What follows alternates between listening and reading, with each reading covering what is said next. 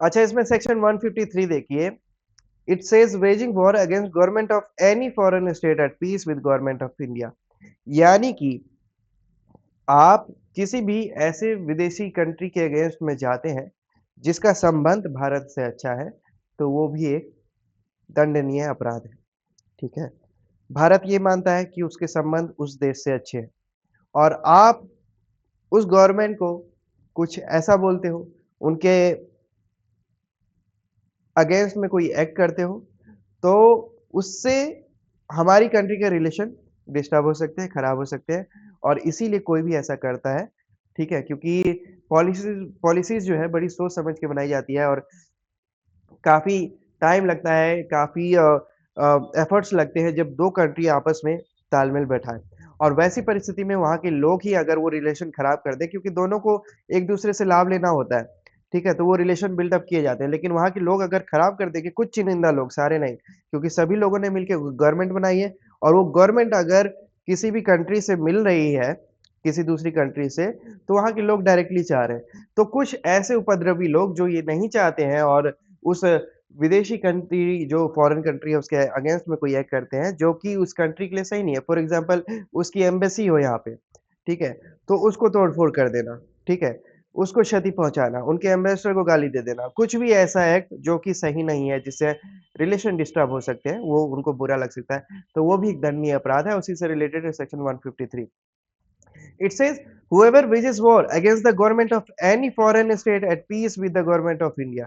कोई भी व्यक्ति अगर वेज वॉर करता है, ठीक है? एक ऐसी सरकार के विरुद्ध में, एक ऐसी जिसका एग्जिस्टेंस फॉरेन स्टेट में है, ठीक है? और वो जो फॉरेन स्टेट है, उसका समझौता हो रखा है इंडिया के साथ, मतलब इंडिया इंडिया और उसका जो है फ्रेंड वाले रिलेशंस हैं, ठीक है?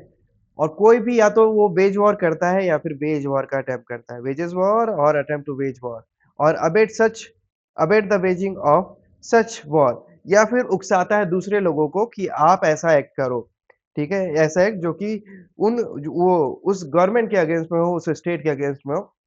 तो ऐसी परिस्थिति में that person shall be punished with imprisonment for life. उसको आजीवन कारावास की सज़ा मिलेगी।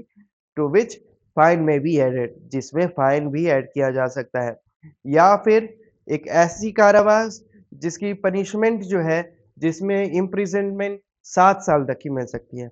तो इसमें पनिशमेंट कितनी हो रही है? सबसे पहला या तो आजीवन कारावास मिल सकता है, दूसरा अगर उतने बड़े लेवल पे नहीं किया है, उतना इफ़ेक्ट नहीं पड़ रहा है तो 7 साल तक की सज़ा देके भी छोड़ा जा सकता है। ठीक है? जिसमें फाइन भी ऐड किया जा सकता है, ठीक है? टू व्हिच फाइन में बी एडेड और विथ फाइन या फिर सिर्फ फाइन इम्पोज़ करके भी उन्हें छोड़ा जा सकता है। तो दिस वाज़ सेक्शन 153 इसको रीड आउट करके क्लोज़र देते हैं।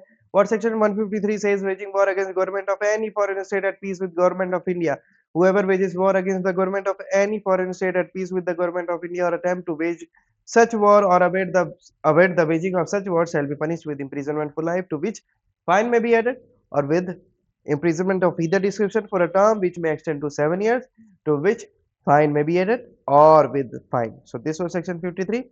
We will discuss section 154 in our next video. Up till then, have a good time. Bye bye and thank you.